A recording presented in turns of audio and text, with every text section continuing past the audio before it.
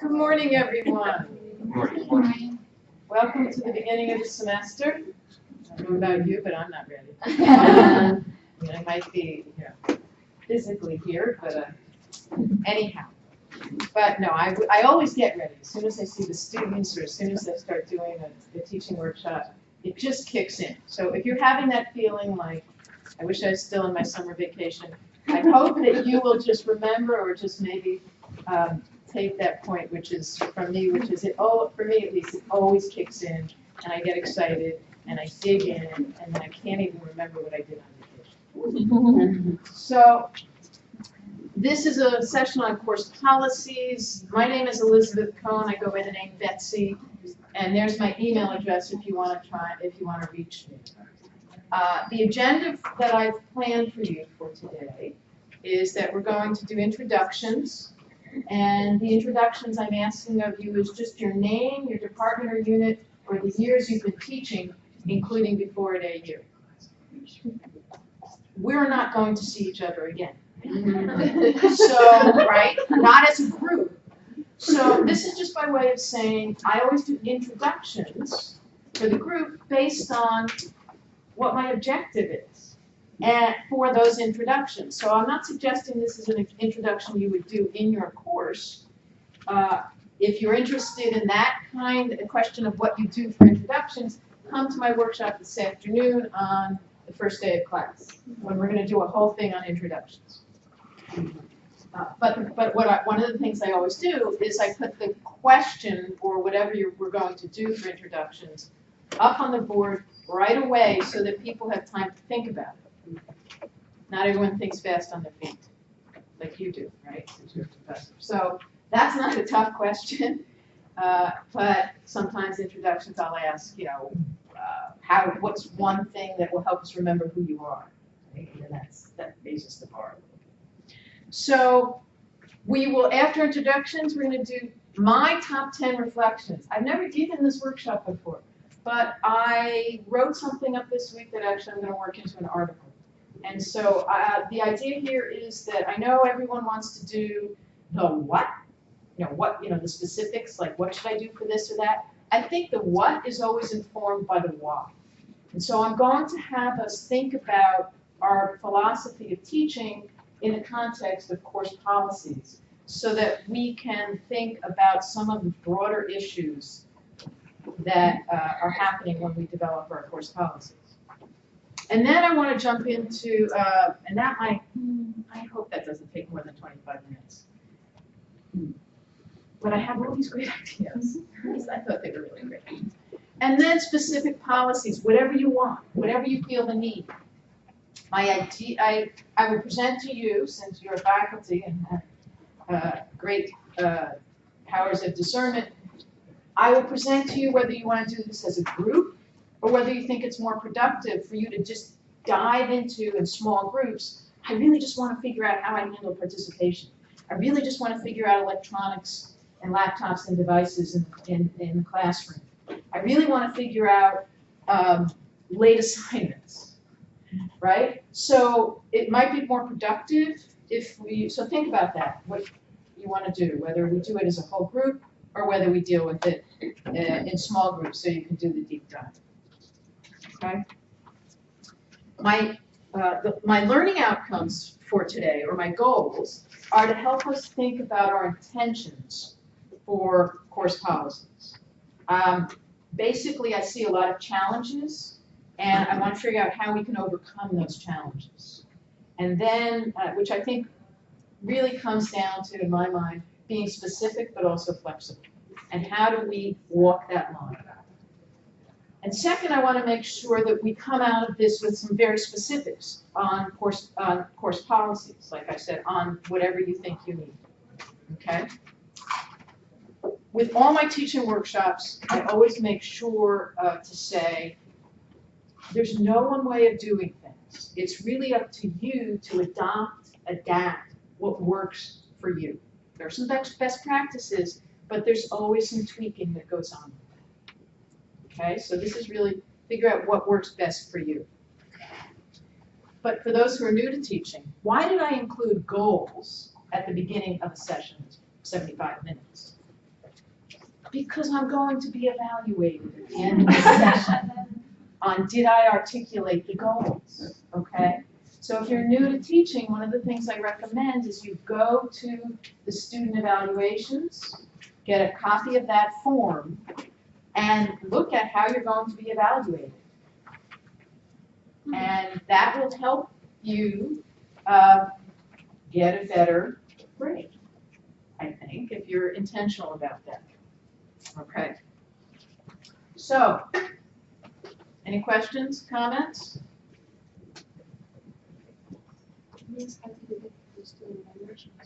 How do you get the student evaluations? You go to myamerican.edu, and then you go to academics, and then they've changed it, and it's now called, what's it called? For which? Sorry. Student evaluations. It's now called. Yes. Hmm? I don't know. Instruct. You just go down until you see something that looks like student evaluations, and you can then get a sample. Okay, so something on their academics. Yes. And if you're new here, right? So you're new here. So that welcome. Thank you.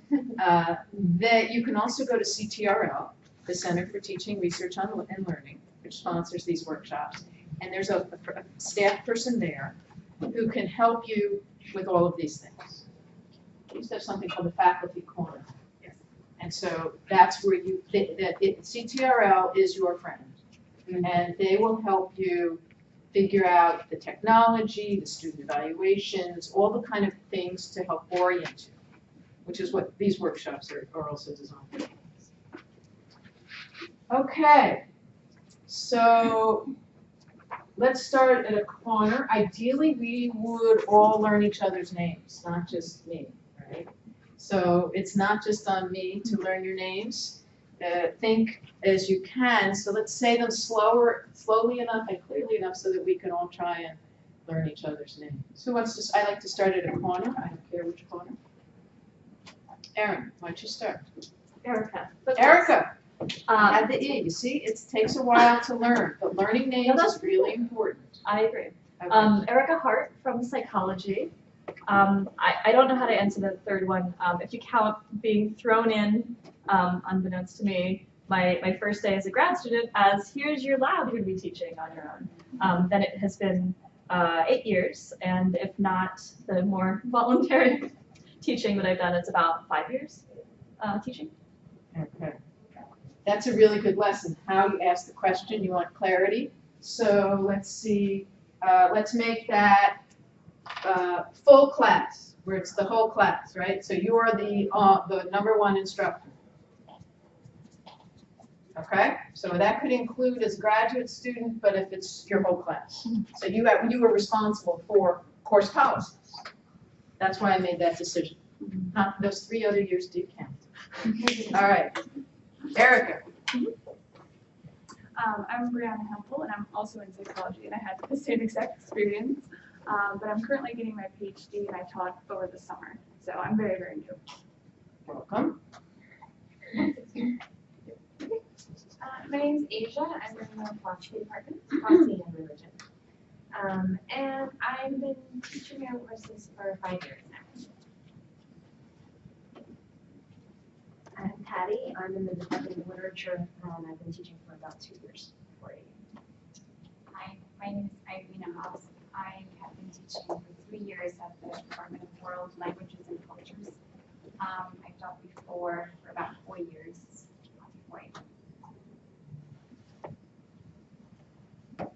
Hi, I'm Elizabeth. I've been teaching 20 years, but I'm new to AU. And I think I'm here to learn the different kind of cultures of teaching and maybe brush up. It's a moment of transition for me, so maybe I'll break some bad old habits and learn some new tricks. And what department are you in? I'm in the School of International Service. I'm Megan Lickey. I am actually not faculty. I'm the Director of Sustainability. I taught at a previous school about 4 years ago a couple of classes. And then this year I am teaching a UX class. My name is Andrew Bowen. I'm actually also not a faculty. I work for Dean Waters over in the Office of Undergraduate Education. My name is Brenda. Developed my own policy, but only done it 1 year here at AU. So this is my second year here, and I'm in the Department of Biology. My name is Paul Blair. I'm in the Department of Literature, and I'm at AU here. I'm teaching cinema studies this semester, and I've taught for 1 year at AU. My name is Gina Ledketcher. I'm in the philosophy department, and I've taught for 2 years. My name is Victoria Thomas. I manage a program out of the School of Education. And before coming to AU, I've taught for 3 years. I'm Valentina. I'm in the Department of Environmental Science, and I've taught for 1 semester. I'm Mike Alonso. I'm also in the Department of Environmental Science, and including AU and UC Santa Barbara, just about one year. My name is Buck Woodard. I'm in anthropology, and this will be my 18th year. My name is Radhika Krupa. I'm a visiting scholar here, Fulbright scholar from Moldova coming. I'm duly appointed as visiting researcher at the School of International Service here. And I was teaching in my country for 12 years. Hi, my name is Robert Acentuno. I'm in the Department of Accounting and Taxation in the school business. And on and off, probably about 5 to 10 years of teaching. The first time here at America. Hi, my name is Megan Brew. I'll be teaching in the Covell School of Business as well. My day job is that I'm a career management advisor in the Center for Career Development in the business school.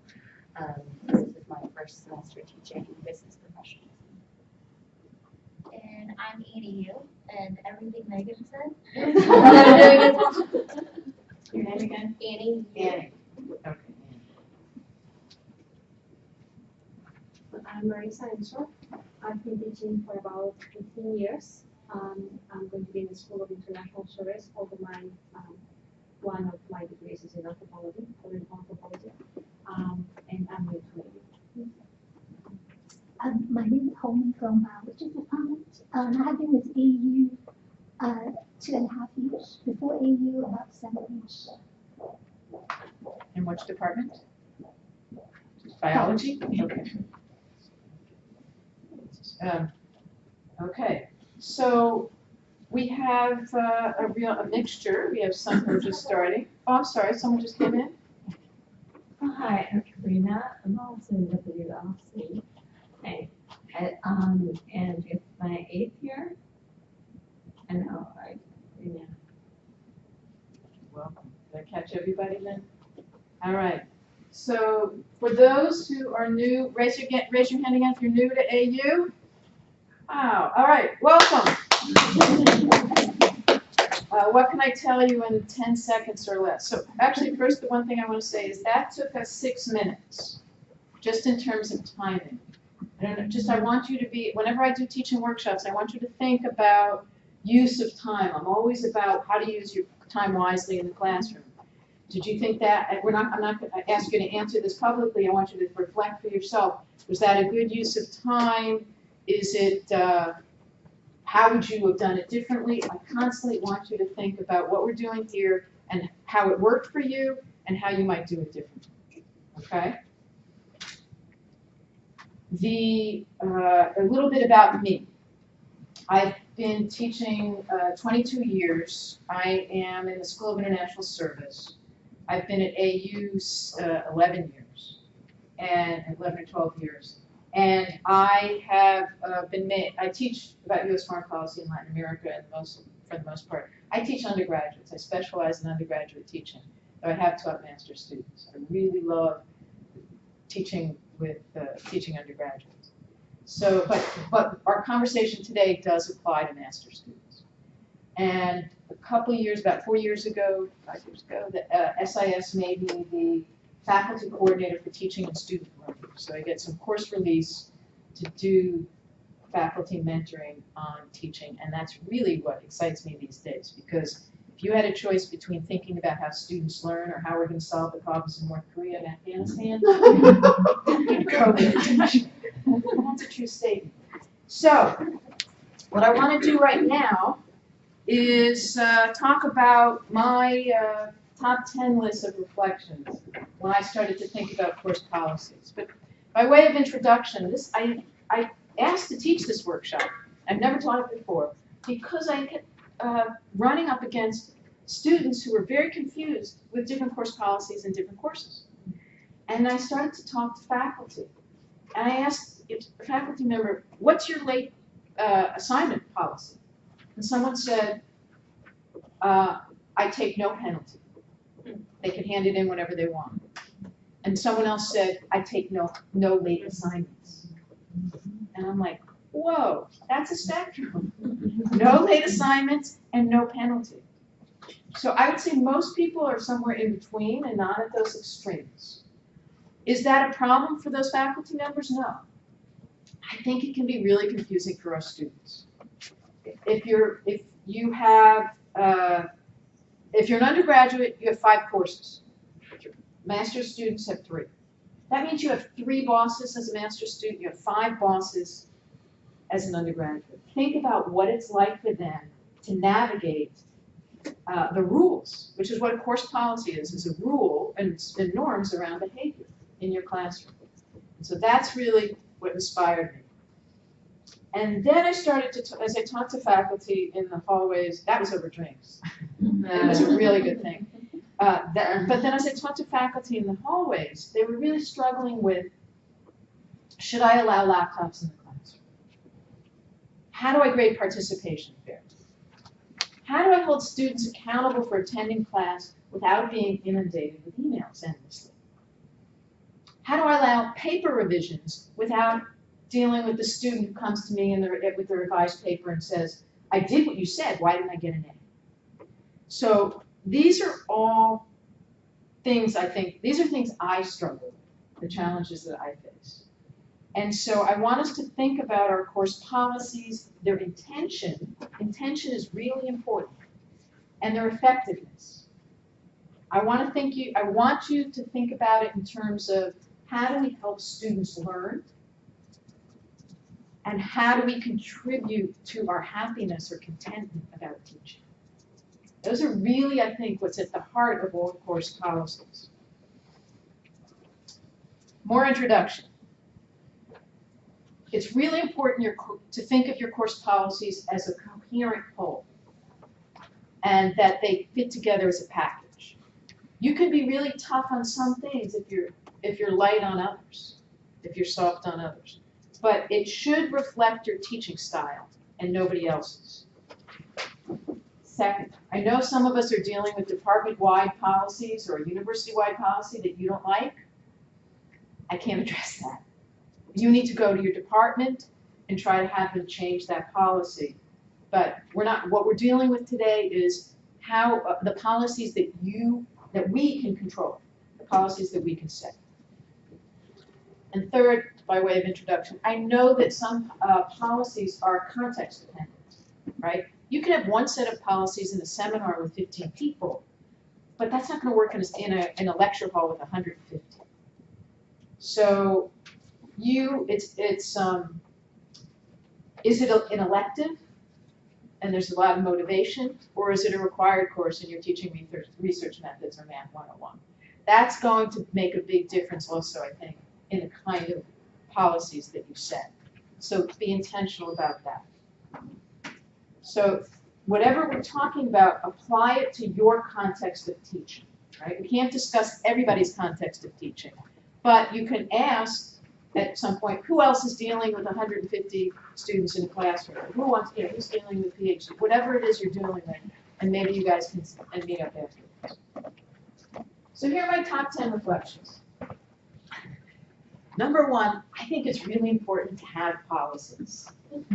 It might sound obvious. I looked at syllabi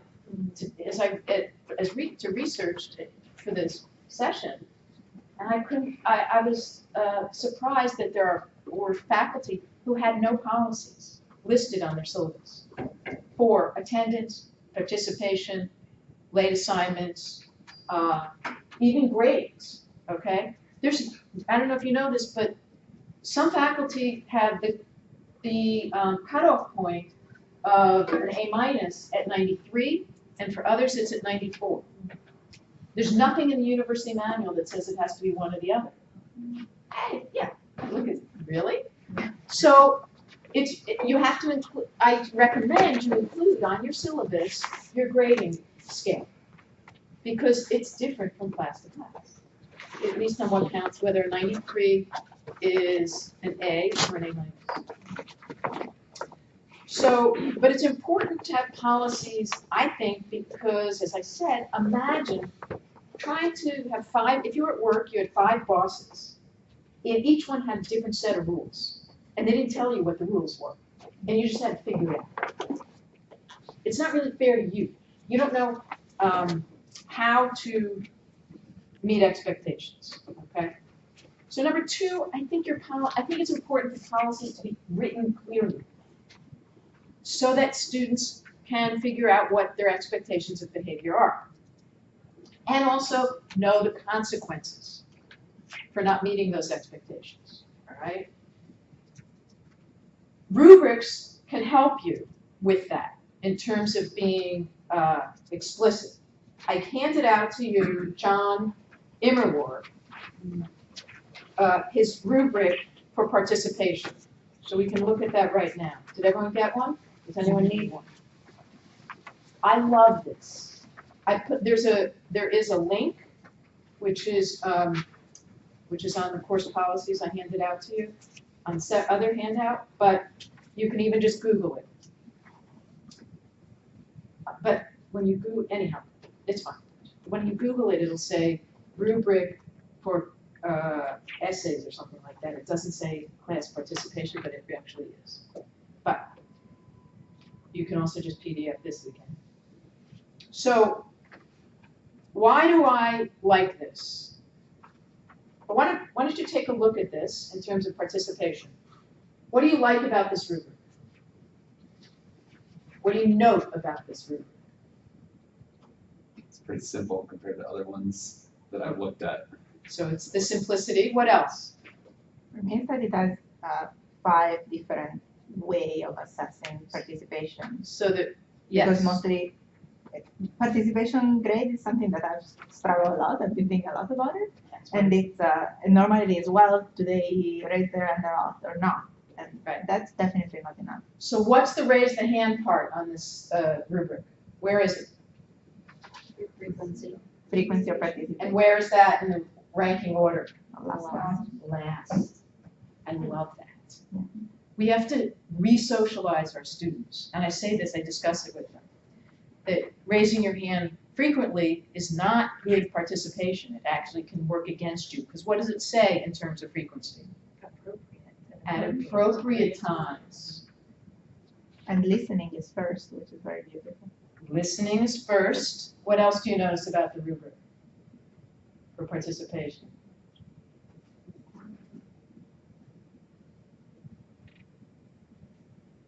It extends beyond the classroom. So you have preparation, so participation happens before you get to the classroom, and then impact on the seminar. And I like an impact on the seminar, exactly. So I really love the fact that it's about preparation. Somebody who comes and you can see that they've come to class with notes, but maybe they're an international student who's embarrassed to speak in class at first. Well, I can see they've got notes from the readings. They get an A for participation that day. So it's, to me, it democratizes the classroom. And I liken it to, I say, have you ever been, you're hanging out with your friends and someone says the same thing over and over again and you're bored? Okay, that's the person who raises their hand and says the same thing over again. Are you moving the conversation forward? Right? So that's why it's specific, but it's written clearly. Okay? Faculty are now, the latest faculty blogs that I subscribe to, they're now talking about engagement instead of participation. And the preparation, the listening, that all goes back to this idea of engagement. And I like that. Question? Yes. Yeah, I could see where this would be really helpful in a really small class or a seminar setting, but in a larger class, how would you go about trying to evaluate this during So I want to go, class? right, so we're going to spend the second part of the session on the specifics on participation or specifics, because otherwise, I know what will happen is we're just going to we'll be stuck at participation. So, because it's a whole big conversation, all right? So save that thought. It's a great question. It's a great question. So why should they be specific? Because, and written clearly, because maybe it's a rational decision for the student to hand in your paper late because they're working on a group project and they know the penalty. So if it's a third of a grade off for a late paper, it's a rational decision. I've had students say it was a rational decision. I needed to work on another paper, another assignment, and so I'm taking the penalty. So then I look at them not as a scofflaw, someone who's like dissing me. I look at them as someone who's taking responsibility for their learning. So it really shifts things, I think. An attendance policy, and I'm not making this up, says from a syllabus, student, and I quote, this is not on what you have in your handout. Students are expected to attend all classes. You are responsible for contacting the instructor ahead of time if you're unable to attend a class. Okay? That, to me, is a recipe for endless excuses over here. I counted, when I get a lot of excuses, I say in my syllabus, do not contact me if you're going to miss class. And I say, I don't know what to do with those excuses. Are you lying? Are you telling the truth? I don't know. I don't want to be put in that position. So if it is that vague, I think it teaches our students to become good liars. And I don't want to encourage that. So my attendance, and it doesn't really teach accountability, which is what I think we should be teaching for our students. So now you can turn to the second handout, which is of my course policies.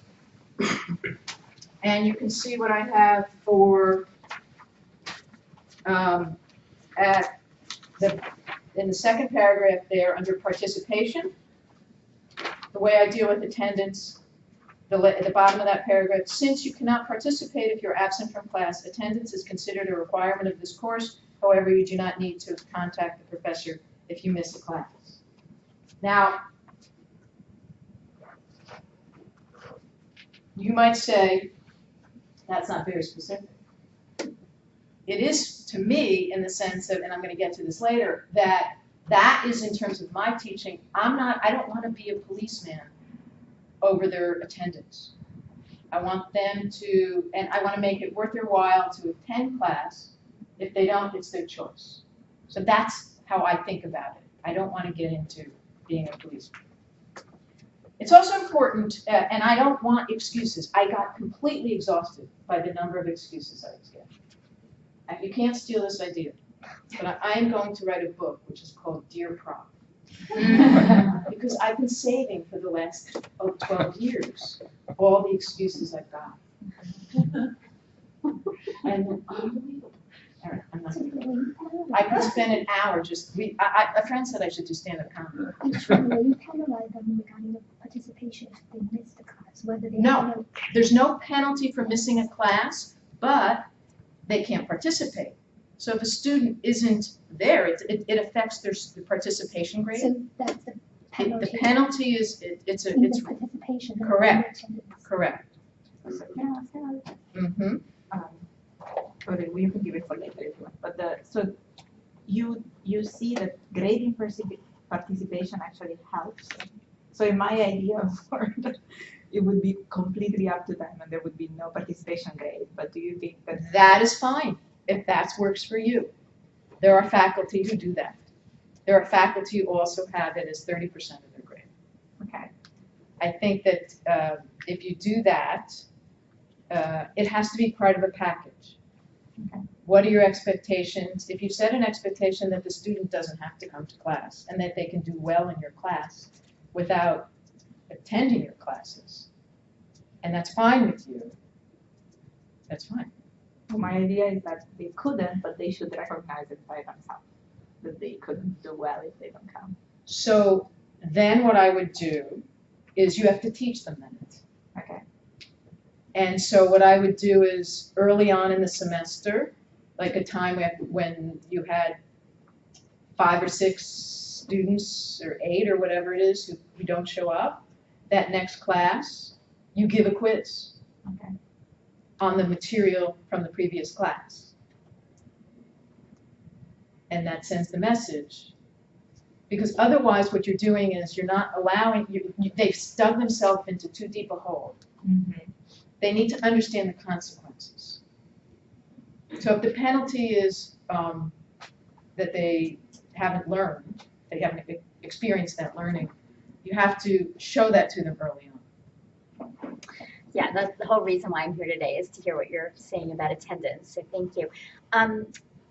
Do you have anything, so I'm trying something new this semester. I used to have, if you miss more than blah, blah, blah classes, your grade will be dropped by so-and-so. I'm not doing that this time.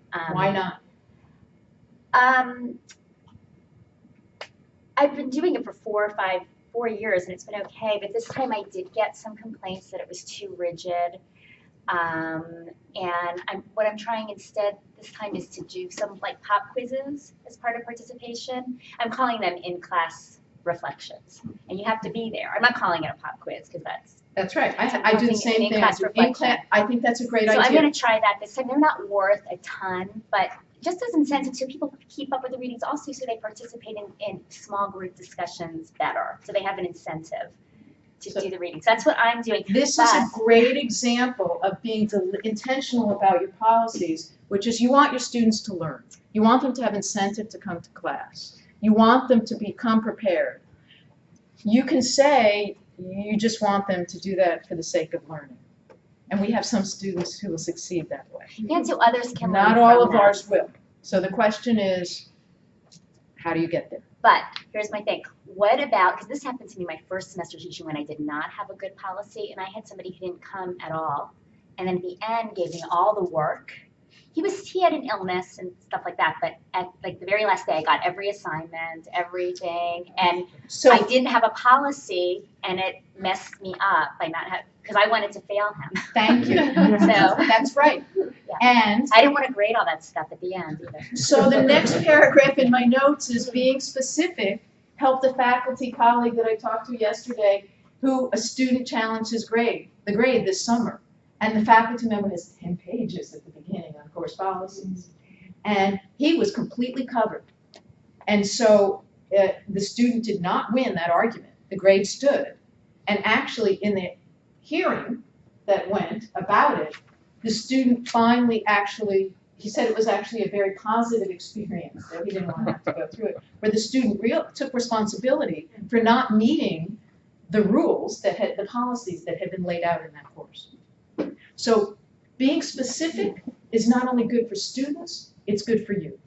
But do you have any like absolute threshold about number of missed classes or anything? So next, point number 3, which you don't have. These are my notes. Okay. Wiggle room may be necessary.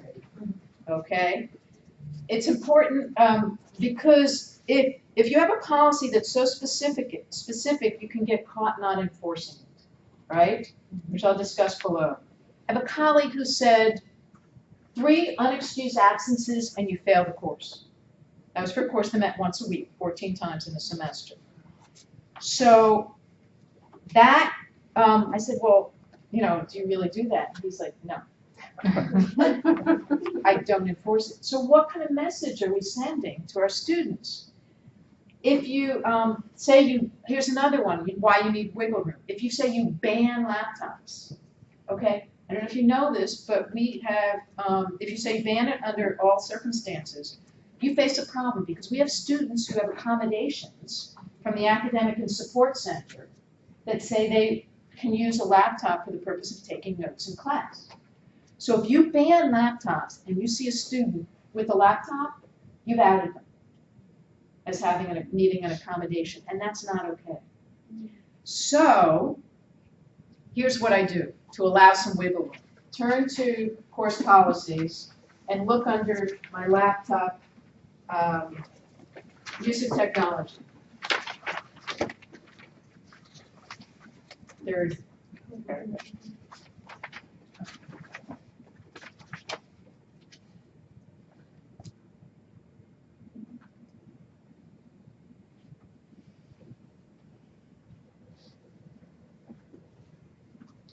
okay, here's what I want to say about this. This leads me, and we'll discuss it.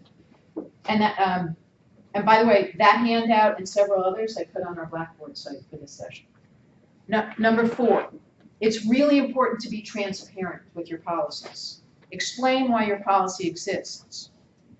I explain in class about this question of electronics and laptops. I say, I know it's some of you have terrible handwriting, and you need, a laptop is much better. That's fine. And you can use a laptop in class. All you need to do is fill out a piece of paper, and it literally is usually just a page from a notebook. It says, I, so-and-so, will use my laptop only for the purpose of taking notes. If I violate this contract, I lose this right. They sign it, I save it. That's it. It's very simple. I'm asking them to make a commitment. And I to this. And I say there's no discussion. And I say I can see you when you are sitting there looking at the screen, typing away, and I'm not saying, and no one else is saying anything worthy of taking notes. And I'll say to them after class or over email, I saw that you were typing, you violated the contract, you lose the right. So I also say, I don't have the discipline to do it. I'd be multitasking. If you have that discipline, amen. And I usually have 1 to 5 students who do the laptop policy. Okay? So it's being transparent, it's explaining why you have the policies, it's allowing some flexibility, but also being firm. Okay? Number 5, flexibility I think is really desirable because of who our student body is, especially now. Our student body is changing. We have a lot more students who are first-generation college students. We have students who come in with very varied amounts of preparation, and we have some who are off the charts. And I had another student who was, really not fully prepared for college. It takes them longer to do the assignments, and I wanted to have flexibility, okay, in terms of, for example, if I said no late assignments, okay, I had a student, who was traveling back and forth to New York to deal with his mother's breast cancer, okay. I had a student who was taking 5 classes, working 50 hours a week, and was involved in clubs on campus. I know this because I have them fill out a student information sheet at the beginning of class where they tell me this stuff, and also in a mid-semester evaluation. So it's not that they're just lazy and watching Netflix, right? It is that we have a much more varied student body, and so I try to create inclusive policies, okay? So, there are sometimes grandparents do die, right? When my mother died, my nephew's grandmother, when she died, his Syracuse professor, one of them said, show me an obituary. And I'm sitting there on the couch with him, and he's getting emails from his professor saying, show me the obituary. And I was like, wow, that's a little harsh. But I know faculty, and I understand why faculty say, show me the obituary. Now, when I know what faculty members have done, is they have said, oh, I'm so sorry for your loss. Tell me your parents' address. I would like to, and they send the condolence card. And then they'll sometimes get a letter back and say, no. So think about the different dynamic. One is punitive, one is not based on trust, one is based on compassion and connection and empathy. I think also, flexibility is important, but we need to be firm. How do I know who's telling the truth? I had an A student who was a superstar, told me she had to go home for, something to Texas. This is many years ago. And I was so close to, we're chatting, and I realized at the end of the semester, she says something, that wasn't why she went home. She lied to me. So you can't, I can't evaluate who's telling the truth. I know faculty who say, a faculty member says, I know you're telling me the truth. My niece tells me, when she was in college, she said, I showed her the list of excuses once that I typed up from all my students, and their emails. So she said 90% of them are lying. I don't think that 90% are lying, but I know some are. But I also know, so what do? I sit down with the student. First, I have policies that are, I think, fair. That doesn't mean that they are going to lose out completely. But I sit down, I listen to the student, I give them the opportunity, I try to create the conditions where they'll be honest. And I'm amazed how many times a student will just be honest and say, I just overslept, and I blew it. And I say, okay, what are we going to do about that? What are you going to do about it? So I think that there is a way to encourage them to be honest. It's a lot harder if you have 150 students. Number 6, I'm going to go much faster. If you have a policy, it's really important to enforce it. Why? For the benefit of the student, for the benefit of the faculty member, and for society at large, right? If the policy isn't enforced, it's very confusing for the student. Do I have to abide by this or not? I don't know. Well, is it fair that the one who is more responsible is going to abide by it, and then the one who, what are you doing if you're teaching the scofflaw, the one who's less inclined to follow rules, to get away with it? So I think it's it's confusing for the student, for the faculty members. Policies have to be enforced, so students will actually learn to follow them. Because what happens is, you're not enforcing your policies, I'm enforcing mine, and then what happens? They get pissed at me because I'm actually enforcing it. You might look good, but we're teaching them to play, mom versus dad, right? We're teaching them who to go to. We're teaching them how to negotiate to get out of being responsible. So as a citizen, as a political scientist, I think it's important for us to teach them how to be citizens and learn how to follow rules. And the more we all do this, the more I think our students will actually follow the policies, and I don't have to play bad cop, and I don't have to feel resentful if they're dissing me. But you might want some wiggle room. The wiggle room allows you to be consistent, as odd as that sounds. It's a fine line. So number 7 is you really have to be consistent with applying your policies. And this is a tough one, because someone might come to you, when I was first teaching in school consent, she had just been up all night and broken up with her boyfriend, and she was just so upset, and I was like, she couldn't take the test, and I said, okay, you can do it tomorrow. Well, one of her friends was in the class, and I was like, well, they weren't together that long. He was an idiot. She wasn't, it wasn't that big a deal.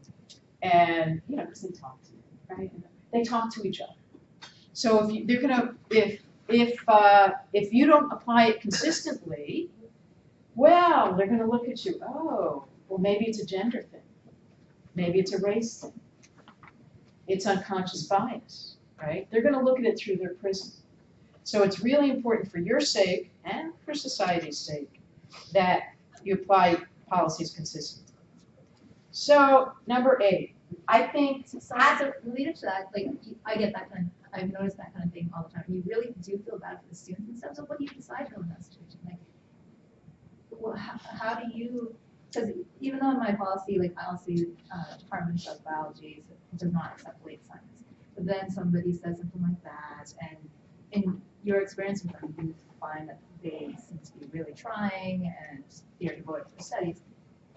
I know it's a slippery slope, but what do you? This is where I think the engagement, if you have a department policy, there's nothing you can do, you have to change it.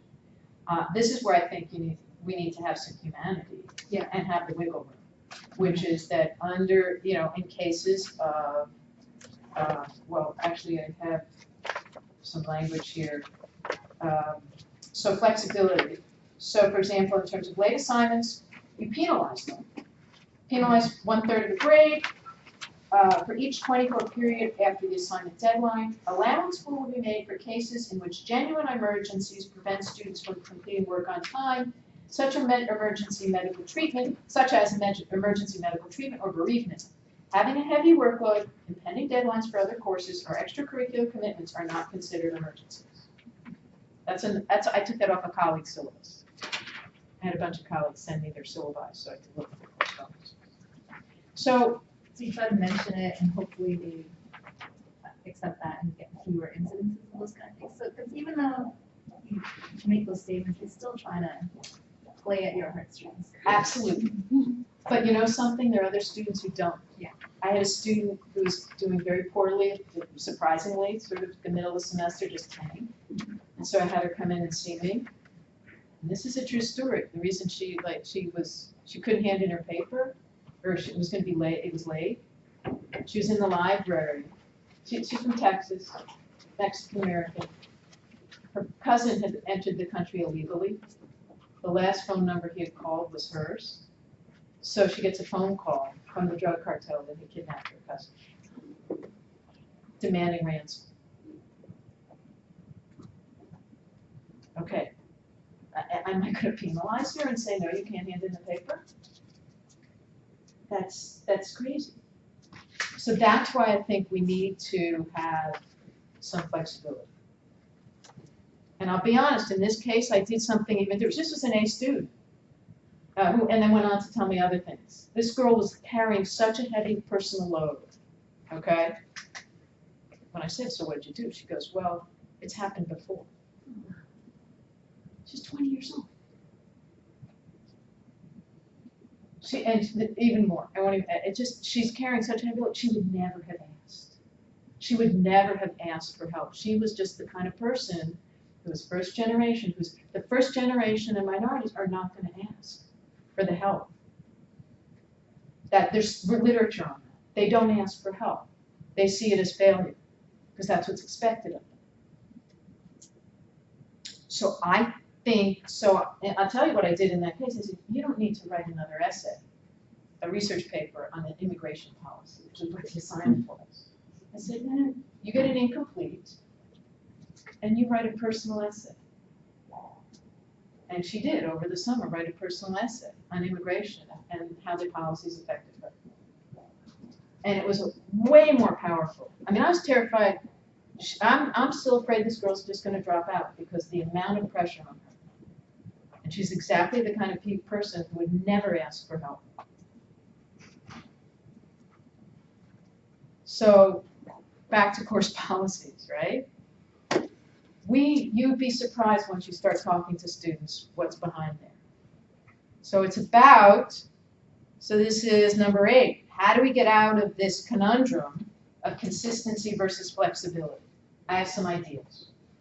Number 1, maybe you work into your syllabus that the lowest grade on a quiz is dropped so that you can screw up. Number 2, let a student Skype into class. I let students do this if they're going home to be with their mom for, to help her through her cancer treatments. I said, if you can, Skype into class. They're like, really?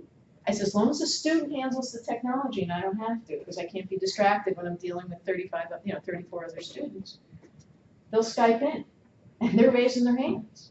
So they, it's attendance. The student who had mono, who said he's still going to come into class, I said, no, you're Skyping, just been diagnosed with mono. That was the honor student who wanted, I'm like, no. If the attendance policy was so strict that you miss a class, he's going to come to class. That's what he was conditioned to. I said, no, you just got diagnosed with mono. You were so contagious. Like, you're staying home, and he did his presentation over Skype. 3, technology. Laptops up, laptops down. Faculty do this, which is laptops down, you can't use them until you're using the laptop for some purpose that where you want them on the online researching something, well, not researching, Google, where you whatever you want the laptop as a learning tool. So they can have them, but it's laptops up, laptops down. And if you socialize them, can teach them how this works, they'll learn it. You just have to say. Number 4, the faculty member who does a second chance policy. They're allowed to revise their work as many times as they want until they get the grade they want. He said, it seems like, quote, it seems like a lot of additional work for me. In actuality, only a fraction of students take me up on it. This would be very time consuming. I wouldn't do it because it gets into this kind of, I did what you said. You got to be really careful. If you do this, you need to be careful and not become their editor, but become their teacher. And that means going to a workshop by Lacey Wooten or some of the college writing people on how you give feedback. Okay. So I think that consistency and flexibility, I gave you the kind of language. Number 9, the penalty should be fair. I think missing a class should go into your participation grade, not your final grade. At faculty, you missed 3 classes, you flunked the class. Take a look at my deadlines policy. I used to think that was tough but fair. Students told me last year that it was more than fair. Okay, I don't usually get that comment. I'm usually considered intimidating.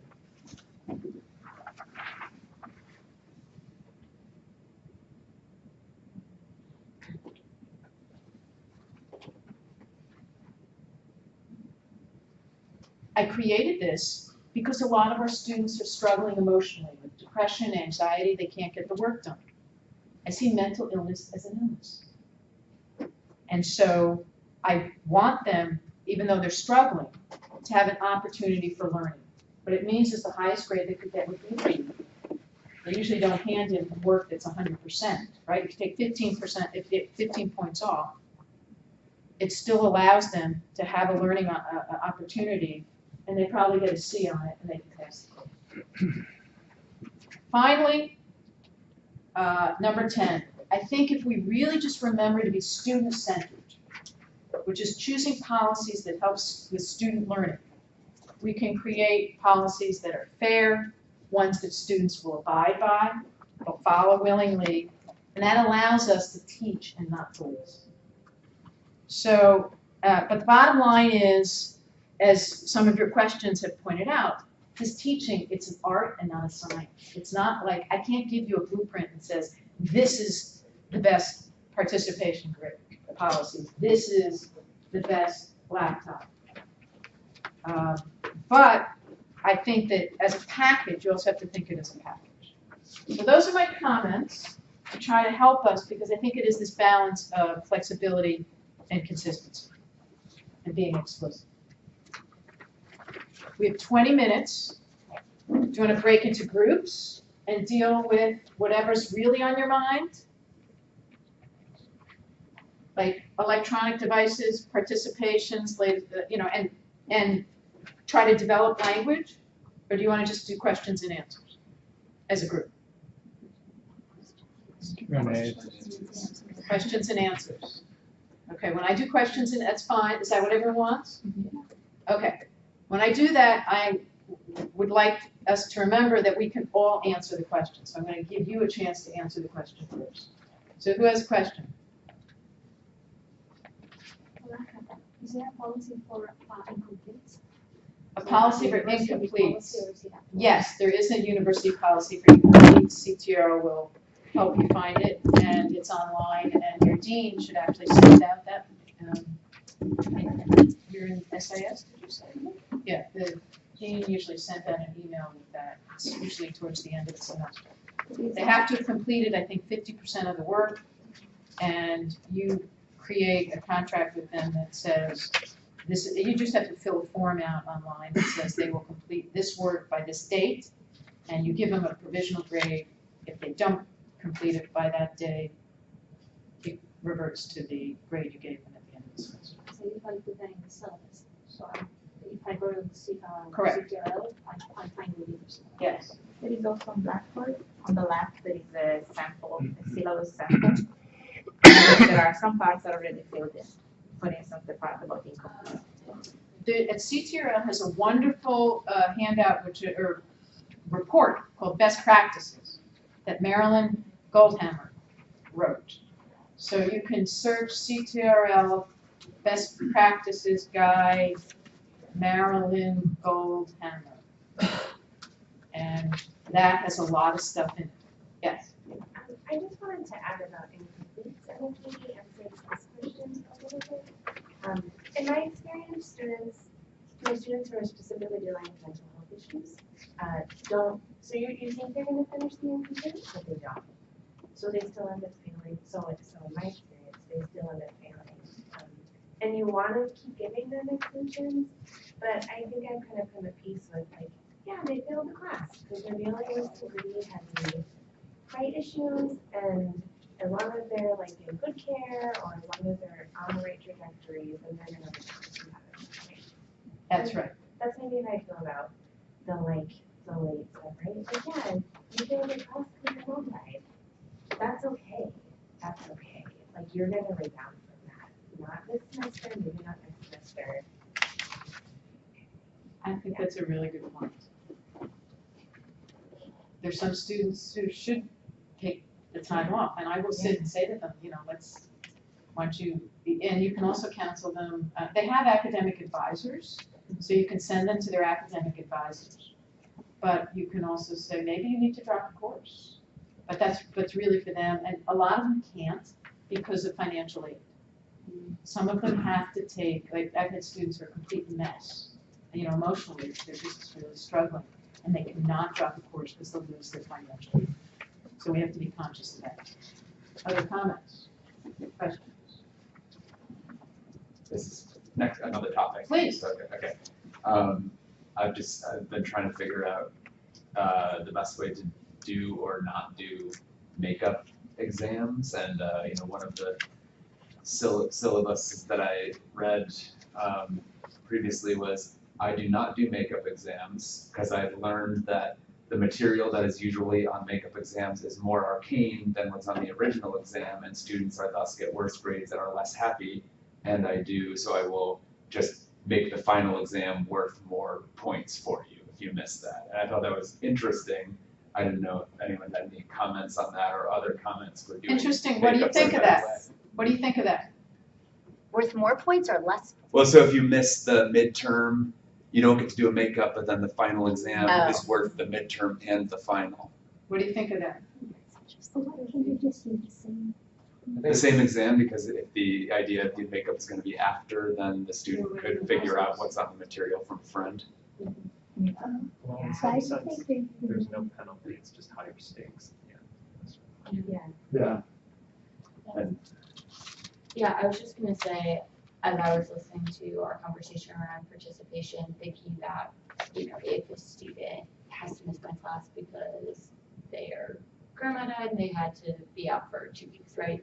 Then basically just taking those points, because you get a point per day, or that's your max per day, sort of out of the participation, and so basically everything else weighs more.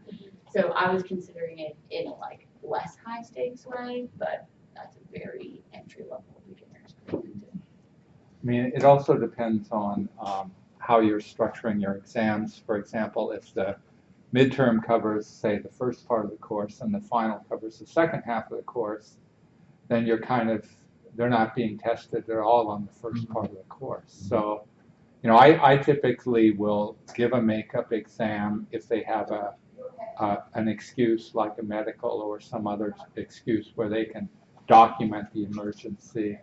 Because, I mean, I've had students come in with, they go to the healthcare center, they pick up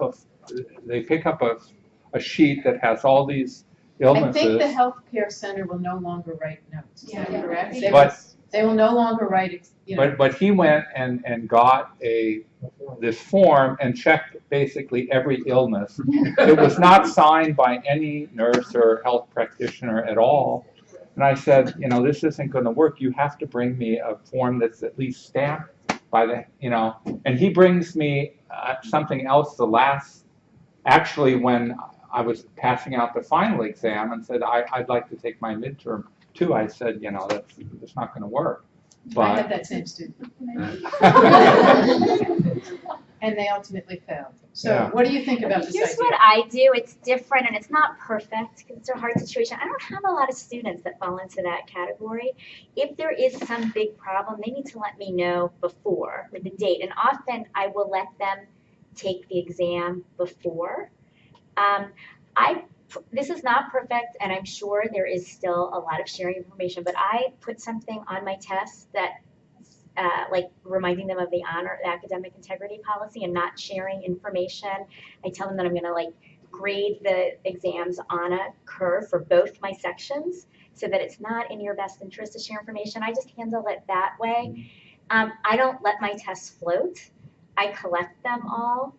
Even if I go over them, I number them and make sure I get them all back because I work so hard to make really good questions. I want them to last for a while. So that's what I do. And is it a multiple choice or essay? It would probably be more long answer, so I'm not as worried about, clear cut cheating. But if they get advance notice, That would certainly help their studying. I would maybe do a different question then, but from a lot of multiple choice questions like I give, and I don't know, it works Yeah, okay. it depends on what you're learning. Yeah. So I'm new, but just curiosity, is there a university policy on take-home exams? I find sometimes students, the content is so far beyond their experience, they're giving them the opportunity to have all of their classroom resources at their disposal. Regardless, most of their colleagues don't know anything more than they do. So they would be, working together that they perform better. It's very important I learned this the hard way I give a study guide on exams. This doesn't, I give study guides on exams on short answers, but it's short essays, but it's an in-class exam, but it's 14 questions for everything we've discussed. And then I pick 5 and they have to answer 3. And I say on there, you cannot study together because what they do is they divide up the questions and some people might be okay with this. They divide up the questions and one writes question 1, one writes question 2, one writes question 3, then they pull them all together and then they each memorize the different questions. And I say, if I get similar answers, I don't know what to do with that because if they're the same, I guess you guys should split the 100%. You get 50% on that question, what the points are. But I have to very explicitly say, I only learned that the hard way, which is I got similar answers. And I hadn't been explicit up front to say, you cannot study together. If you think that's okay for students to study together because you think most of the learning goes on in the studying process, then you don't need to say that. You can say, you can study together. There is in the Academic Integrity Code a portion of the code that says you can only study together if your faculty member says you can. So you can look at the Academic Integrity Code. So I don't know. Let's move on to participation or electronics or something that I know people are really worried about. Yeah, I just had a quick question about extra credit. If there's any thought around extra credit? What do you think about? I see a no. Don't do it. Anyone else? I think it can help address the stuff that we're talking about. So if the student is coming and participating in this with a good grade, then there's no incentive to do the extra credit, depending on the kind of learning they set. But if the student misses class for a couple of weeks because they have mono or whatever, then it seems like, I'd be interested to hear more about why not. Because it seems like it can be a good way to. Does anyone do extra credit? And what's your reason for doing it? I decided to do it I have a mix undergraduate and master students, and master students have to do a project at the end. If an undergraduate wants to do the same project, they can, and that goes toward the extra credit. So I wouldn't do it for small exercise sheets, but I would do it if they're really motivated to go through the effort to do this big project, then I think they deserve extra credit? So my intention is just extra credit on each exam, like a couple of questions that are really challenging. What eventually happens is the department will have a speaker come in and they really want, butts in the chairs. And so I end up giving a little extra credit, but then it becomes a slippery slope because then I have students begging me, can you do another extra credit? And I like want to throw my hands up. It's those students who want to take the 93.99, and I was so close, I had a 92.99, and it's just like, I think the consistency and the setting it out and yeah, You said it so well. Right? That's what you gotta think. You want to avoid a policy that's just gonna lead you to Well said. So if it works for you, I know faculty who do it. My approach is I teach them enough during class. I give them way more work than they can do. And if they were gonna miss 2 weeks for those because they're sick, I would say, if they wanted to do their, in that case, I might say you can hand in, you can hand, what is the thesis of the 3 readings that we read, you can hand that in and still get participation points. So it's a learning opportunity and not being penalized, but I'm not getting into, they're doing it for the points. I want to avoid anything that's going to lead them to just look at my class as how can I get points. What I've done in the past, and I'm not sure that I'm going to do this semester, is to list the extra credit already in the syllabus. And this was for graduate courses. Everybody had to do, let's say, 1 book review. But if they wanted extra credit, they do another book review. And I would use the book for which they do it. And in that case, it seemed to work. But when it was because the students had missed class for whatever reason, they're already struggling with the regular material. If you're going to do something extra, what ends up happening is that the quality is much lower for both a mandatory assignment and the one they try to do. So they don't seem to do well at all.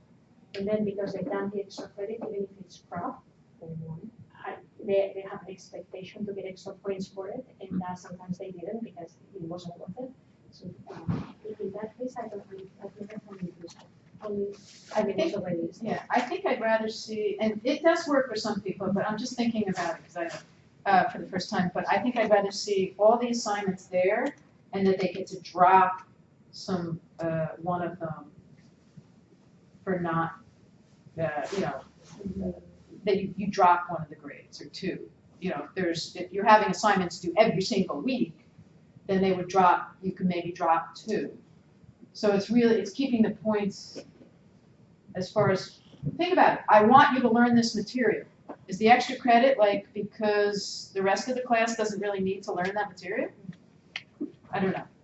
I wanted to ask about attendance policies. Please. For classes that are very discussion driven and participation driven, I'm of the feeling that if a student is, they need to come to all the classes. For those who miss class, I've had cases where then they come to your office hours and they kind of want you to regurgitate the class, which isn't fair. How can we reflect that? I also don't think it's fair to the other students who are actively participating and attending. And how do we reflect that in our course policies without coming off as, I don't know, draconian or? Great question. Answer? I'll make you have it. I think you can't participate in the discussions if you're not in class, and that's just very clear. I have a sign-in sheet. No, I get that part. I always have an attendance sheet they have to pass around, but when you're talking about wiggle room, I like to lay out I would say, does anyone else, how would you handle that? Well, I just think your policy takes care of it. It explains it specifically. You can't participate if you're not in class. And you so there's no, and look at how your participation, they can see the rubric. So how are you able to move the discussion forward in my office hours? It doesn't work. I say if you miss class, you should get notes from at least 2 people. And then you can come see me and I'll answer any questions. Okay. And I say that with a happy smiley face, and I'd say I'd be happy to answer any questions once you've gotten the notes from 2 people. Because, but if I know, I know a student who had some learning issues and they were going to some university-sanctioned program in New York, and they were missing my class. I said, ask one of your buddies to record it. They can record, I allow them to record the class so that they don't miss anything. So if they know in advance. So it's about, that allows the ones who are responsible to still have the learning. Or it allows them to still take responsibility for their learning. If someone knows they're going to be sick, if you know beforehand you're going to be sick, ask someone to record the class. And then they have to listen to it, on their own. So would that work for you?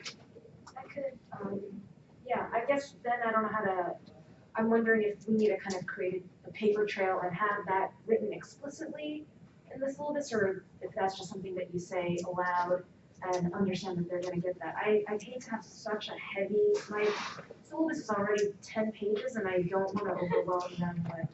I agree.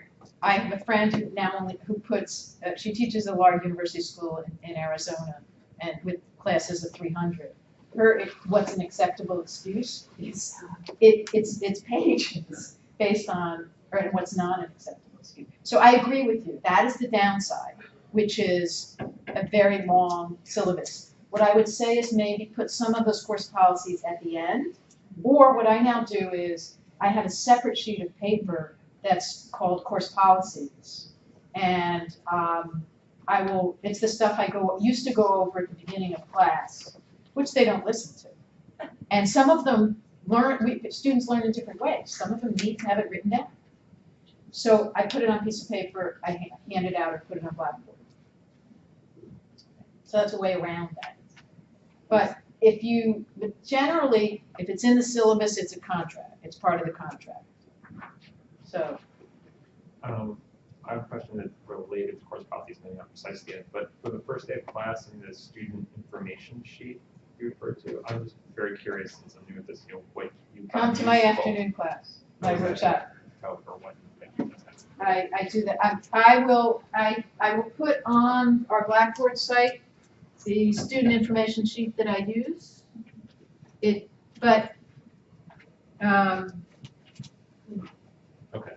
You'll put it on for this section? Yeah, I'll put it on for this. But yeah, about how specific, how general, what's been useful. It depends on the class.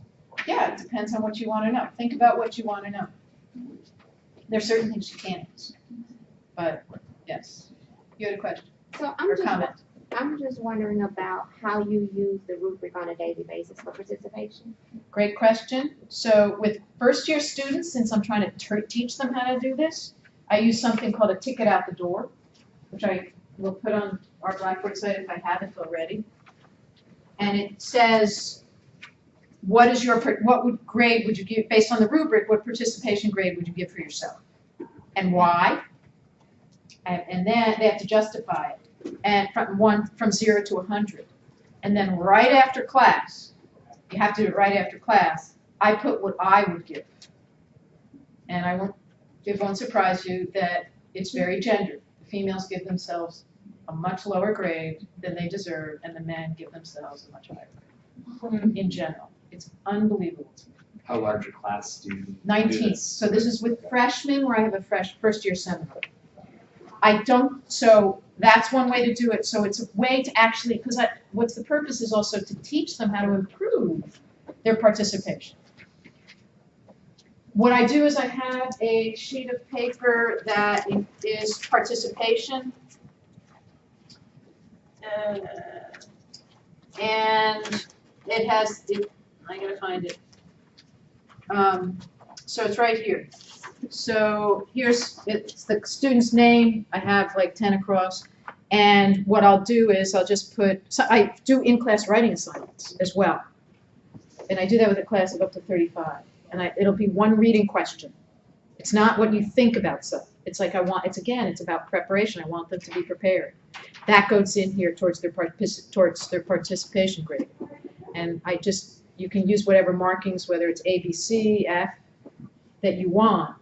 And you have to do that at the end of each class, because otherwise you don't remember. But you're absolutely right. Some of it's subjective, but it's more objective than waiting to the end of the semester and just doing some impression. I did a whole workshop on grading class participation. I don't have time to go into all of it, but I really, you want to have some rubric, but also give yourself a little wiggle room. I know faculty who every day the student has the opportunity to get 1 to 5 points. That exhausts me. I'm not going to create a policy that's going to exhaust me. It's too behavioralist too. So I have run out of time. We have run out of time. I'm happy to, I knew that this was a lot to take on because of all of it, but I had complete faith in you that you will now have at least the sort of right mindset, if you didn't already, to think about what would be the right course policies for you in your context. So, you are welcome to steal my language. Yes. Yes, and I will put that on Blackboard so that you can just copy and paste. It is, I think, it is already up there. If you're registered, we should be on the Blackboard. Yes, if you're registered. So I wish you great luck. I wish you fabulous students. I wish you most of all the right attitude.